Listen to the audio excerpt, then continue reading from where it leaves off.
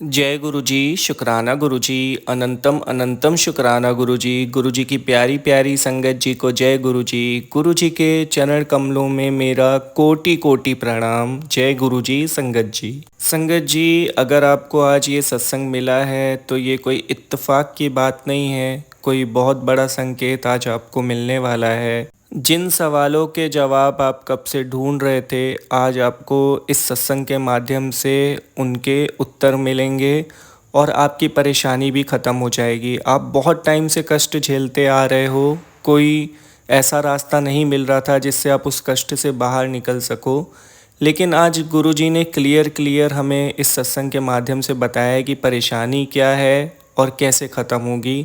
इस सत्संग को पूरा अंत तक ज़रूर सुनिएगा। हर सत्संग हमारी लाइफ से रिलेटेड होता है, तभी वो हमारे पास आता है। जब गुरुजी को हमें ब्लेस करना होता है तो वो हमारी लाइफ से रिलेटेड सत्संग हमें भेजते हैं किसी न किसी के थ्रू। कोई ना कोई निमित्त बनता है, लेकिन होती है वो गुरुजी की ब्लेसिंग ही। सत्संग का हर एक शब्द गुरुजी की ब्लेसिंग होता है, इसलिए इसको अंत तक ज़रूर सुनिएगा, कोई भी पार्ट मिस मत करिएगा। मैं सत्संग को गुरुजी के पावन मंत्र जाप से स्टार्ट करता हूँ। ओम नमः शिवाय, शिवजी सदा सहाय। ओम नमः शिवाय, गुरुजी सदा सहाय।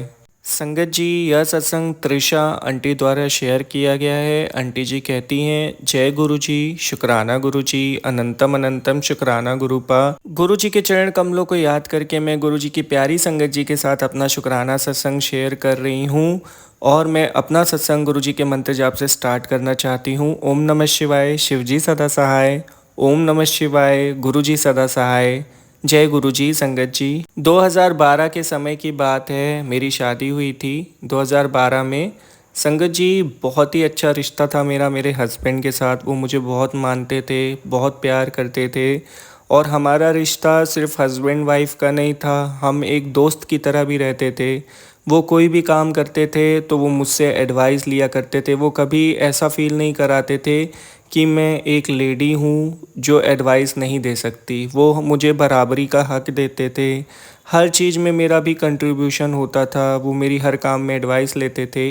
पति पत्नी के अलावा हमारी एक और केमिस्ट्री थी, वो थी एक अच्छे दोस्त की। बहुत ही अच्छा रिलेशनशिप मेरा चल रहा था। हम हर संडे बाहर भी जाते थे घूमने। एक लड़की की जो आइडियल लाइफ होती है, जो वो अपने लाइफ पार्टनर से एक्सपेक्ट करती है, वो सब मुझे मिल रहा था। हर चीज़ एकदम परफेक्ट थी। मेरे हस्बैंड का मुझे इतना ज़्यादा सपोर्ट था कि लगता ही नहीं था कि मैं ससुराल में हूँ। मुझे हमेशा ऐसा ही लगता था कि मैं अपने मायके में हूँ। ये घर भी मेरा अपना ही घर है और मैंने इसी को ही अपना घर समझ के बहुत अच्छे से संभाल के रखा हुआ था। मैंने कभी कोई डिफरेंस नहीं किया कि ये मायका है या ससुराल। मैं हमेशा ऐसे रहती थी कि ये मेरा ही घर है और शादी के बाद एक लड़की को रहना भी ऐसे चाहिए। मैं अपने सास ससुर का ख्याल बहुत अच्छे से रखती थी, पूरे घर को संभाल के रखती थी, हर जिम्मेदारी को बहुत अच्छे से निभाती थी। मेरे सास ससुर भी मुझे बिल्कुल अपनी बेटी की तरह मानते थे। उन्होंने भी कभी कोई फ़र्क नहीं किया। मुझे जो ज़रूरत होती थी वो मुझे मिलता था। मेरे हस्बैंड का प्यार भी मुझे बहुत मिल रहा था। लेकिन जिस घर में एक लड़की को सास ससुर से इतना प्यार मिलता है, एक पति से इतना सपोर्ट मिलता है, वहाँ पे कुछ लोग ऐसे भी होते हैं जो इन बातों से जलते हैं। उनको बर्दाश्त नहीं होता कि इसकी लाइफ इतनी अच्छी कैसे है, ये इतने अच्छे से कैसे रह सकती है, इसको इतना कुछ कैसे मिल सकता है, हमें क्यों नहीं मिला। उनको ये बात बिल्कुल हजम नहीं होती कि ये इतने अच्छे से क्यों रह रही है और वो हमें अलग नज़रों से देखने लगते हैं। उनका बिहेवियर आपके लिए बिल्कुल बदल जाता है। वो हर काम में आपके लिए नुक्स निकालने लगते हैं। आपके हर काम में वो छोटी छोटी कमियां निकाल के आपको आपके घर वालों की नज़रों में, आपके हस्बैंड की नज़रों में गिराने की कोशिश करते और कोशिश करते कि किसी तरीके से हमारे बीच का जो बॉन्ड है वो ख़त्म हो जाए उनके साथ। उनको बस ये चाहिए होता है कि हर जगह उनका प्रेफरेंस हो, उनको महत्व दिया जाए और किसी तरीके से वो हमें डाउन करने की कोशिश करते हैं। मैं किसी का पर्सनली नाम नहीं लूँगी या मैं नहीं बोलूँगी कि कौन था वो रिलेशन में, लेकिन गुरुजी ने मुझ पे मेहर की कि मेरी रक्षा उन सभी लोगों से की जो मेरे खिलाफ थे। उन्होंने बहुत कोशिशें की कि मेरा रिश्ता मेरे सास ससुर से, मेरे हस्बैंड से ख़राब हो जाए। उन्होंने मेरे सास की कान भरना स्टार्ट कर दिए। मेरे हर छोटे बड़े काम में उन्होंने कमियां निकालना स्टार्ट कर दिया। चाहे मैं खाना बनाऊं या घर का कोई भी काम करूं, नुक्स निकालना उनकी आदत हो गई थी। एक बार तो बात इतनी बढ़ गई थी कि मैंने भी पलट के जवाब दे दिया था। उस दिन मेरा उनसे बहुत झगड़ा हुआ था। लेकिन बात ये नहीं समझ में आ रही थी कि प्रॉब्लम थी कहाँ पे। मैंने किसी के साथ कुछ गलत तो किया नहीं था या किसी के साथ कुछ बुरा तो किया नहीं था। मैं अपनी लाइफ में अच्छा कर रही थी। मेरी कोशिश रहती थी कि मैं सबसे अच्छे रिलेशंस बना पाऊँ, और मैं उनके साथ भी बनाती जो मुझसे जल रहे थे, चिढ़ते थे। लेकिन उनको पता नहीं क्यों ये तकलीफ़ थी कि मैं अच्छा कर रही हूँ, मेरा बॉन्ड अच्छा है, लोग मुझे मान रहे हैं, सम्मान दे रहे हैं। पता नहीं उनको क्या प्रॉब्लम थी। उनके साथ तो मैंने कोई भी चीज़ गलत नहीं की थी, बल्कि मैं उनके साथ भी अपना बॉन्ड अच्छा बनाना चाहती थी। लेकिन शायद उनको ये बर्दाश्त नहीं हो रहा था, या उनको मुझ में कमी दिखती थी, या वो मुझे चाहते ही नहीं थे कि मैं इस घर में रहूं। लेकिन मैंने फिर भी बहुत कोशिश की कि उनकी नज़र में भी मैं अच्छी बन सकूं, उनसे भी मेरा रिश्ता अच्छा हो सके। मैंने उनका भी हर बुरे वक्त में साथ दिया जब उन्हें मेरी ज़रूरत थी। लेकिन कुछ लोग ऐसे होते हैं जिनकी मानसिकता ही ख़राब होती है। उन लोगों को मज़ा आता है आपको नीचा दिखाने में। जब आपको वो नीचा दिखाते हैं और आप डाउन हो जाते हो, तो उनको अंदर से एक सेटिस्फेक्शन मिलता है जो उनको खुशी महसूस कराता है। लेकिन उनको ये नहीं समझ में आता कि इसमें भी लॉस उन्हीं का है, क्योंकि टूट तो सभी का परिवार रहा है। अगर परिवार में कोई एक पर्सन परेशान हो जाता है और परिवार में अस्थिरता आ जाती है, कुछ ऐसे माहौल क्रिएट हो जाते हैं जिससे आपस में झगड़े होने लगते हैं, तो पूरा परिवार डिस्टर्ब होता है, परिवार का माहौल ख़राब होता है। उनको ये बात नहीं समझ में आ रही थी कि लॉस उनका भी हो रहा है। संगत जी, मैं सब बर्दाश्त करती थी, लेकिन मैंने कभी अपने हस्बैंड से कोई बात नहीं करी, कोई चुगली नहीं करी, कभी कुछ भी मैंने उनसे नहीं बताया, क्योंकि मैं जानती थी कि अगर मैं उनको बताऊंगी तो झगड़े बहुत बढ़ जाएंगे, और मैं किसी भी तरीके से अपने घर का माहौल नहीं ख़राब करना चाहती थी। जब मेरी शादी होने वाली थी तो मेरी मम्मी ने मुझे सिखाया था कि एक औरत को ही घर को संभाल के रखना होता है। तो मैं जानती थी कि अगर मैं कुछ भी बोलूँगी तो झगड़े बहुत बढ़ेंगे और घर का माहौल ख़राब होगा, जिसकी वजह से मैंने कभी हस्बैंड को अपने ये सब बताया नहीं, और ना ही उनको इन बातों की भनक थी। और जो मेरे सास ससुर थे वो भी ऐसे ही थे, वो भी उनको कोई टेंशन नहीं देना चाहते थे। तो मेरे हस्बैंड को इन सब बातों का कुछ अता पता नहीं था। मेरे हस्बैंड का बर्थडे आने वाला था, मैं उनकी तैयारी में लग गई थी। मुझे उनको सरप्राइज़ देना था। फिर कुछ दिनों के बाद जब मेरे हस्बैंड का बर्थडे आया, हमने घर में एक पार्टी की थी बहुत अच्छी। उस दिन सब लोग खुश थे, सब लोग मिलजुल कर रह रहे थे। बहुत अच्छी पार्टी हुई, बहुत सब कुछ परफेक्ट तरीके से हो गया। बस उसी रात से मेरी लाइफ में बहुत मेजर चेंजेस आने लगे। उस दिन से मेरी लाइफ में सब कुछ ख़राब होने की स्टार्टिंग हो गई थी। जैसे ही बर्थडे ख़त्म हुआ, नेक्स्ट डे नेक्स्ट मॉर्निंग ही मेरा मेरे हस्बैंड से एक छोटी सी बात पे झगड़ा हो गया। कबर्ड से कपड़े निकाल ले थे, मैं कुछ भूल गई थी। उस बात पे मेरा उनसे इतना झगड़ा हुआ कि उन्होंने ये कह दिया कि तुम अपने घर चले जाओ और तुम यहाँ पे मत रहो। इतना ज़्यादा झगड़ा हो गया कि वो चाहते नहीं थे कि मैं इस घर पे रहूँ। फिर वो अपने काम पे चले गए। पूरा दिन मेरा मूड बहुत अपसेट था। जब वो रात को आए तो उनको अपनी गलती का एहसास हुआ, उन्होंने मुझे बहुत सॉरी वॉरी बोला।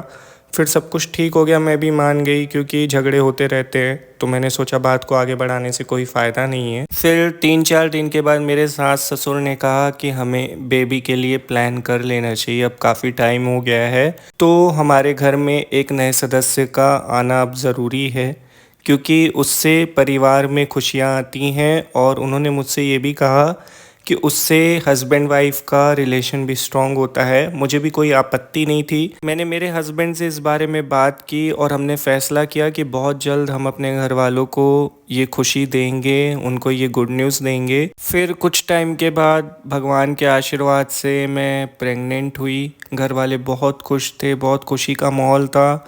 उनको घर में एक नया वारिस मिलने वाला था। मेरे सास ससुर तो मुझे ऐसे रख रहे थे जैसे मैं कहीं की शहज़ादी हूँ। सब कुछ एकदम परफेक्ट चल रहा था लाइफ में, मेरी बहुत केयर हो रही थी, सब लोग मेरा बहुत ख्याल रख रहे थे। लेकिन कुछ लोग इस बात से शायद खुश नहीं थे, उनके चेहरे पे मुझे खुशी नहीं दिखती थी। ऐसा लगता था कि दिखावा कर रहे हैं, ढोंग कर रहे हैं खुश होने का। लेकिन ठीक है, जो कुछ भी है, मैं तो बहुत खुश थी अंदर ही अंदर कि मैं अपने घर वालों को इतनी बड़ी खुशी देने वाली थी। मेरे हस्बैंड बहुत ज़्यादा खुश थे, मैं उनको देख के खुश हो जाती थी। मतलब मेरे घर में ऐसा माहौल था उस टाइम पे कि बस सब इंतज़ार कर रहे थे कि कब बेबी आएगा और घर में खुशियाँ आएंगी। जब डिलीवरी का टाइम आया संगत जी, तो सिचुएशन ऐसी क्रिएट हो गई, पता नहीं क्या प्रॉब्लम हो गई एंड टाइम पे। मैं ओटी में थी, मेरी हालत बिल्कुल ख़राब होती जा रही थी, एकदम क्रिटिकल सिचुएशन हो गई थी। डॉक्टर्स के पास सिर्फ एक ही सल्यूशन था, या तो वो मुझे सेव कर ले या फिर मेरे चाइल्ड को। उन्होंने बाहर आके मेरे हस्बैंड से कहा कि हम दोनों में से किसी एक को बचा सकते। तो मेरे हस्बैंड ने बिल्कुल सोचे समझे बिना सिर्फ एक ही आंसर दिया कि आप माँ को बचाइए। फिर उन्होंने मुझे सेव किया। जब मैं थोड़ी रिकवर हुई, होश में आई, जब मुझे पता चला मेरा बच्चा नहीं है, तो मैं बहुत डिप्रेशन में चली गई। उसके बाद काफ़ी समय तक मैं काफ़ी डिप्रेशन में थी। मेरे घर का माहौल बहुत अलग बन चुका था, मुझसे कोई काम नहीं होते थे। मैं अपने घर की कोई भी रिस्पॉन्सिबिलिटीज़ को अच्छे से नहीं निभा रही थी, क्योंकि मेरा मानसिक संतुलन ख़राब हो चुका था। और कुछ ही टाइम के बाद मुझे शुगर भी हो गई, मेरी बॉडी में शुगर डिटेक्ट हुआ। और कुछ ना कुछ बीमारी मुझे लगी रहती थी, कभी फ़ीवर हो जाता था, कभी टाइफाइड हो जाता था। मतलब मैं फिर उस दिन के बाद कभी नॉर्मल नहीं रही। कुछ महीने अगर मैं नॉर्मल रहती थी तो फिर मैं किसी न किसी प्रॉब्लम में आ ही जाती थी। आए दिन मेरे हॉस्पिटल के चक्कर लगते रहते थे। और एक परफेक्ट वूमेन से मैं एकदम फेलियर बन चुकी थी, मेरी खुशियाँ सब ख़त्म हो चुकी थी। संगत जी, फिर जैसे जैसे समय बीतता गया, सब लोग बातें भूलते गए, लेकिन मेरे दिमाग से बातें नहीं जा रही थी। मैं एकदम अनपरफेक्ट हो चुकी थी, जिसकी वजह से मैं बहुत सारी गलतियाँ कर देती थी।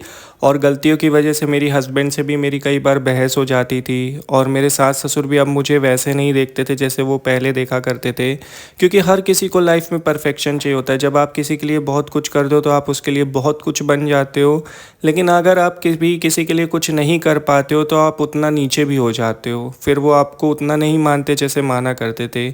इस दुनिया में हर कोई किसी न किसी मतलब के लिए, अगर आप किसी के लिए कुछ करते हो तो आप बहुत अच्छे हो, नहीं कर पाते हो किसी रीज़न की वजह से या किसी प्रॉब्लम की वजह से, तो उनको ये प्रॉब्लम नहीं दिखाई देगी, वो सिर्फ आपके नुक्स निकालेंगे। इस तरीके से मेरे घर का माहौल बिल्कुल चेंज हो चुका था, जैसा पहले था बिल्कुल भी नहीं था।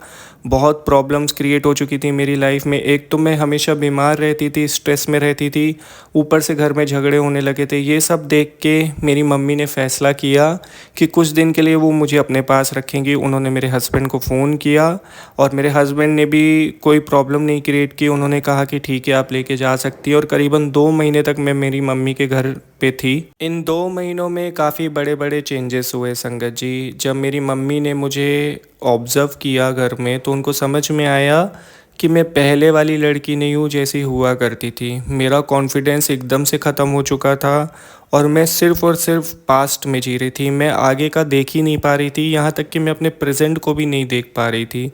मैं किसी से बात भी करती थी तो पुरानी बातें करती रहती थी अपने पास्ट के बारे में। कोई मुझसे बात करने आता था तो मुझसे नई बातें नहीं करती थी, मैं हमेशा अपना पास्ट रिवाइज़ करती रहती थी, जैसे किसी ने मेरे अंदर एक कैसेट फिट कर दी हो और वो मुझे रिपीट करनी हो। जब मेरी मम्मी को सब अब नॉर्मल लगने लगा तो उन्होंने 2-3 साइकाइट्रिस्ट से मेरा कंसल्ट कराया। उन्होंने जब मुझे चेक किया, उन्होंने मेरी काउंसलिंग की, तो उनको समझ में आया कि मैं बहुत बड़े सदमे में हूँ। उन्होंने मुझे कुछ दवाइयाँ भी दी।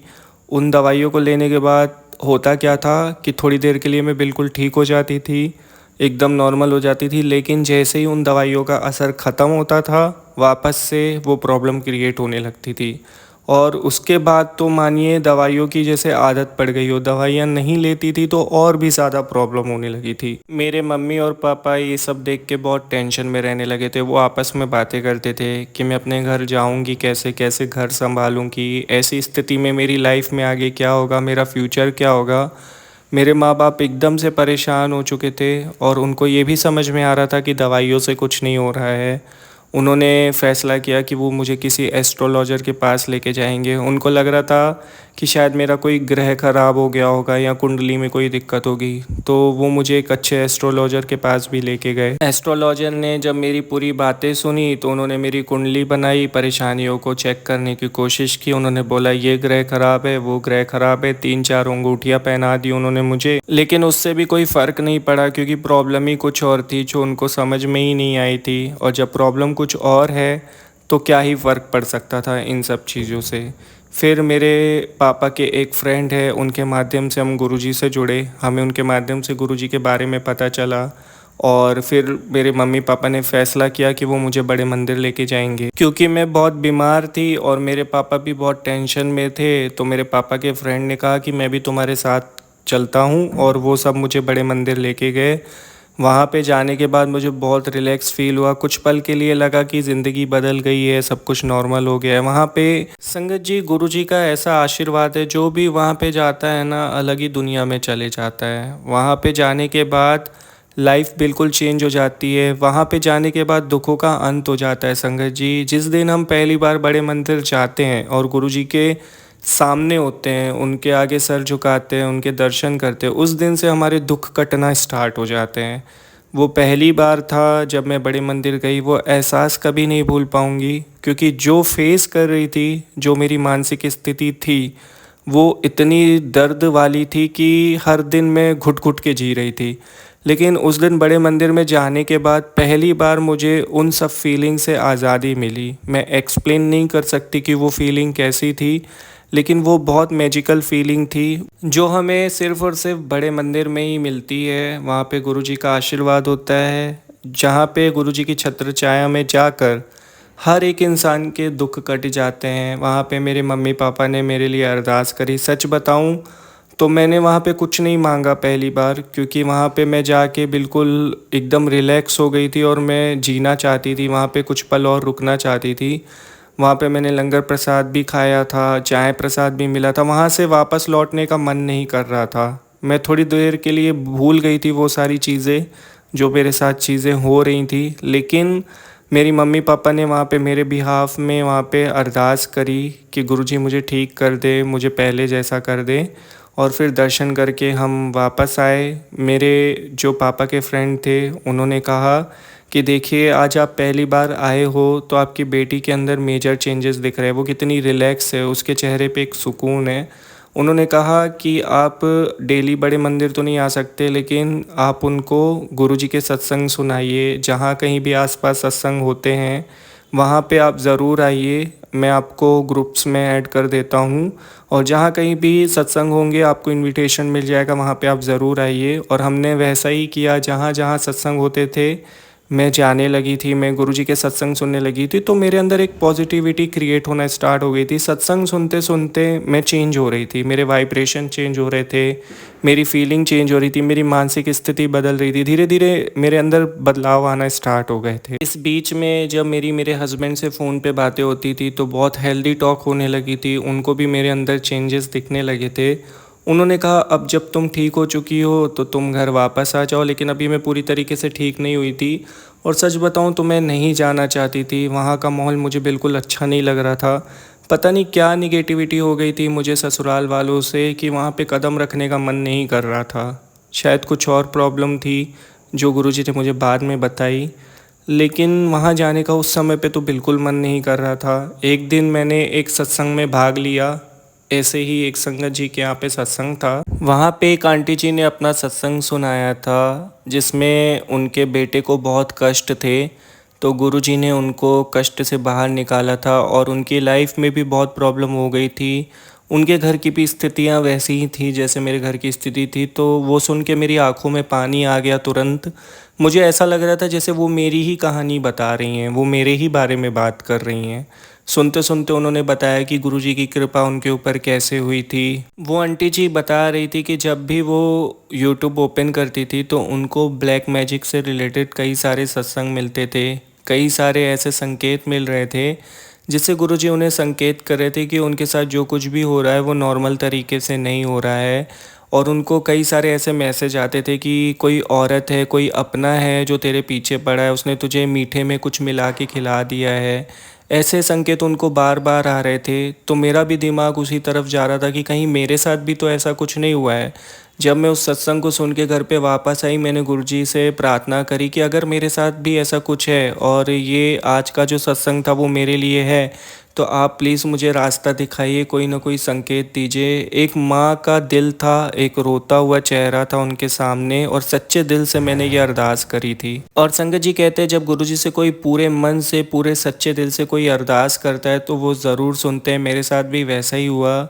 जब मैं अगले दिन सुबह उठी तो मुझे एक फ़ेसबुक पे पोस्ट मिला जिसमें लिखा हुआ था, बेटा मैं बहुत जल्दी तेरी खोई हुई खुशियाँ लौटाऊंगा, तू टेंशन न ले, और जो भी तेरे साथ हो रहा है वो बहुत जल्दी समाप्त हो जाएगा। इसके पीछे किसी अपने का ही हाथ है, पर मैं उसे देख लूँगा, तू बिल्कुल भी टेंशन मत ले।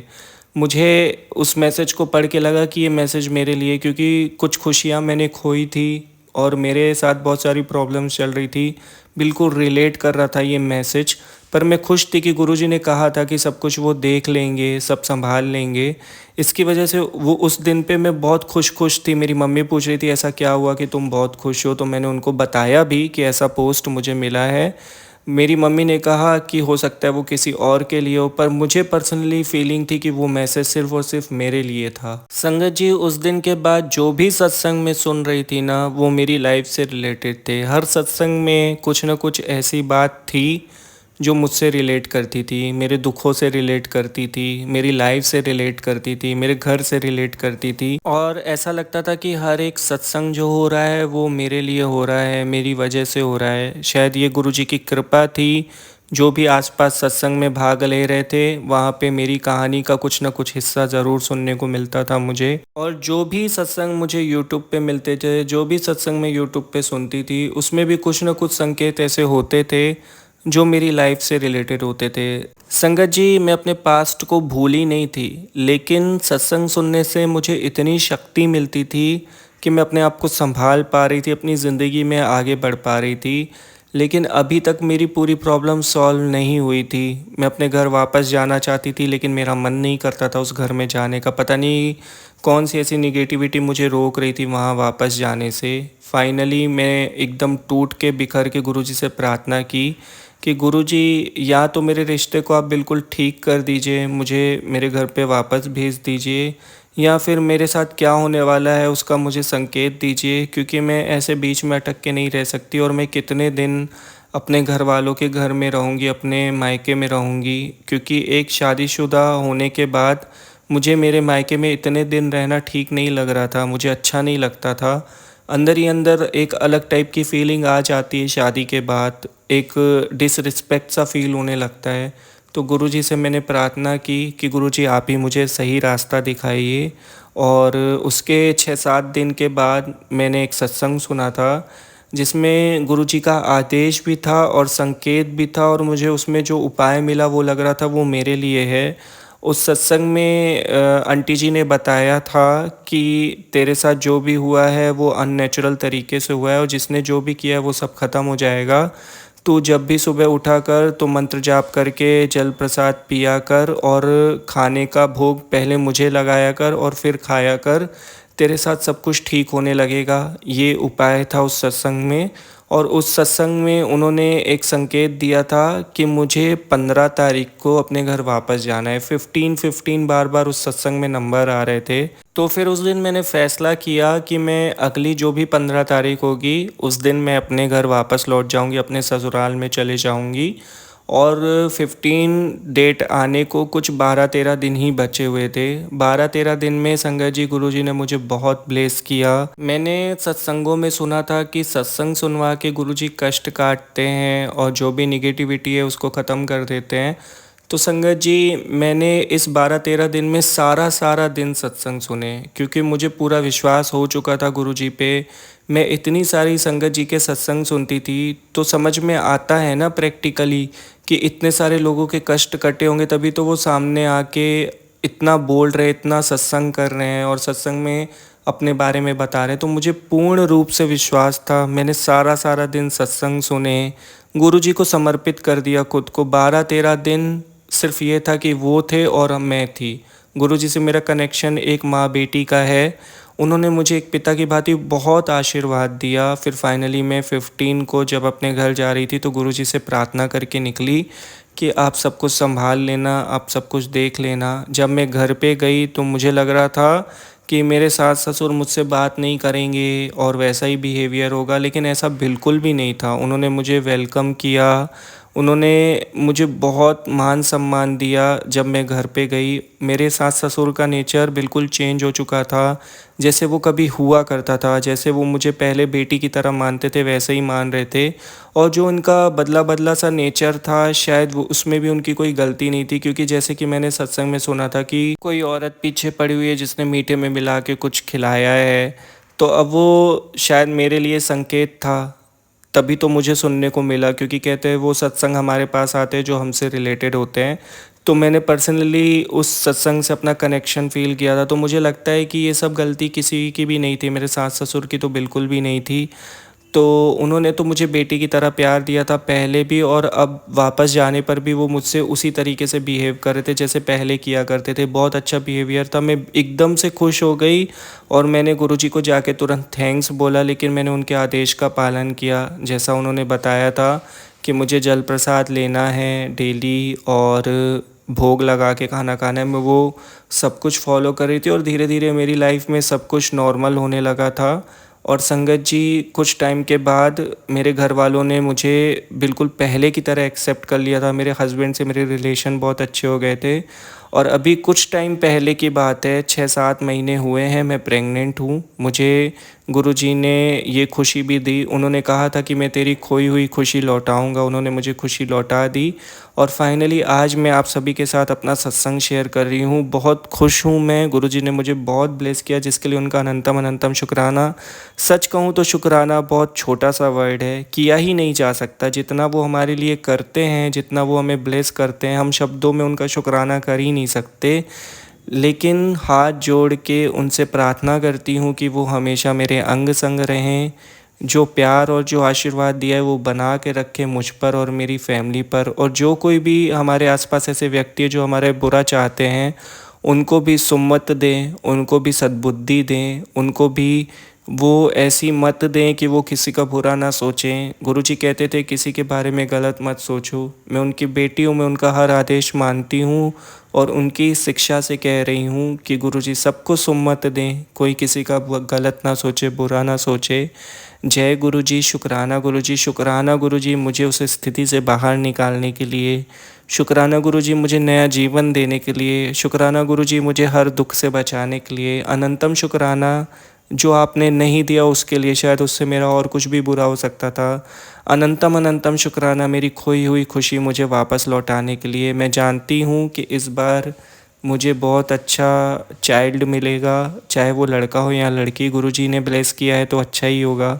जय गुरुजी, शुक्राना गुरुजी। संगत जी, मैं अपने सत्संग को यहीं विराम देती हूँ और आपसे माफ़ी मांगती हूँ अगर मुझसे सत्संग सुनाने में कोई गलती हो गई हो या मैंने किसी भी मर्यादा का उल्लंघन किया हो तो उसके लिए मुझे माफ़ कर दीजिएगा। अंकल जी को भी गुरुजी बहुत ब्लेस करे, बहुत अच्छी सेवा कर रहे हैं। वो हमारे सत्संग गुरुजी के संगत तक पहुंचाते हैं और हर कोई जो भी ये सेवा कर रहा है तभी हम तक गुरुजी की ब्लेसिंग पहुंच रही है। तो उनका भी बहुत शुक्राना। जय गुरुजी, शुक्राना गुरुजी, शुक्राना संगत जी, शुक्राना अंकल जी। ओम नमः शिवाय, शिवजी सदा सहाय। ओम नमः शिवाय, गुरुजी सदा सहाय। जय गुरुजी, संगत जी। आंटी जी, बहुत बहुत प्यारा सत्संग था। आपने बहुत ब्यूटीफुली अपने सत्संग को शेयर किया है। मैं आपका बहुत बहुत शुक्रगुजार हूँ कि आपने मुझे सेवा करने का मौका दिया। और साथ ही मैं आपसे माफ़ी चाहता हूँ कि अगर मैंने आपका सत्संग सुनाने में कोई गलती कर दी हो तो उसके लिए मुझे माफ़ कर दीजिएगा। और गुरुजी से प्रार्थना करता हूँ कि वो हमेशा आपके अंग संग रहें, आपकी रक्षा करें और ऐसे ही आपको ब्लेस करते रहें। जय गुरुजी, शुक्राना गुरुजी। संगत जी, बहुत ही प्यारा सत्संग था। हो सकता है किसी के लिए ये बहुत बड़ा संकेत हो, किसी के लिए बहुत बड़ा उपाय हो। तो आंटी जी का बहुत शुक्राना सत्संग शेयर करने के लिए। यदि मुझसे कोई गलती हो गई हो सत्संग सुनाने में तो मुझे माफ़ कर दीजिएगा। और आप भी अपने सत्संग शेयर कर सकते हैं। डिस्क्रिप्शन में मेल आईडी है, वहाँ मुझे अपने सत्संग शेयर करिए, मैं गुरुजी की संगत जी के साथ शेयर कर दूँगा। और अगर कोई प्रॉब्लम जाती है तो आप मुझे अपना नंबर भी मेल कर सकते हैं, तो मैं आपको व्हाट्सएप पे कांटेक्ट कर लूँगा, वहाँ भी आप मुझे अपने सत्संग शेयर कर सकते हो। और हमारा एक ग्रुप भी है, वहाँ भी आप ऐड हो सकते हो। अगर चाहो तो सिंपली आप अपना नंबर लिखकर मुझे भेज दीजिए व्हाट्सएप के लिए। और ऐसे ही गुरुजी के प्यारे प्यारे सत्संग सुनने के लिए चैनल को सब्सक्राइब करके बेल आइकन नोटिफिकेशन को ऑन कर दीजिए, ताकि सत्संग के अपडेट्स आपको मिलते रहें। जय गुरुजी, शुक्राना गुरुजी।